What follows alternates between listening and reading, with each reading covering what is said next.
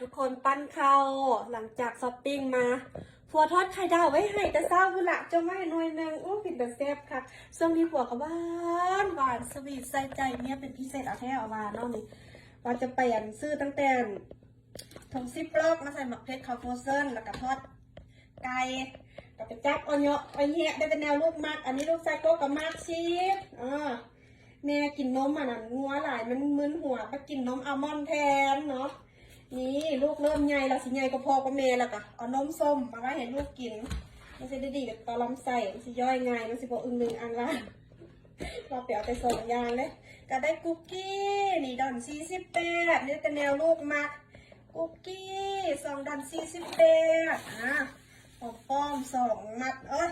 หัวก็ไปเห็นนันขาหมูเขาตัดแล้วเขาตัดตอนหนาเด็กเพื่อนก็อยากกินเพราะขาหมูใส่ไข่เยอะๆเพื่อลูกก็เต้านี่ได้มา2 แพ็คละ7 ดอนปลายทึกอยู่ลักกี้สอบแล้วลักกี้นี่ไปได้ยังถั่วดินมาไม่ต่ำใส่ว่าอยากกินมีกะทิหัวมักแห้งห้องขอมาดนแต่เมียบ่ได้เฮียนหูเฮ็ดสิเฮียนหูแล้วก็ดับแป้งได้สูตรที่เฮามักเนาะมื้อนี้ก็ว่าสิไปเอาอันนั้น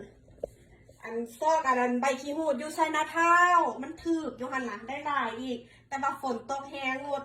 กินต้มเค็มกินไก่สะกอนมื้อหน้าค่อยเฮ็ดนี่ได้เครื่องมาก็สิครบแล้วยังแต่ใบขี้หูดหมูบดอีหยังก็มีละเฮียนหูเฮ็ดแนวผัวอยากกินเมียจัดให้ต้องเฮียนหูมันสิได้สูตรแซ่บๆแบบที่เฮามักป๊าดที่เขา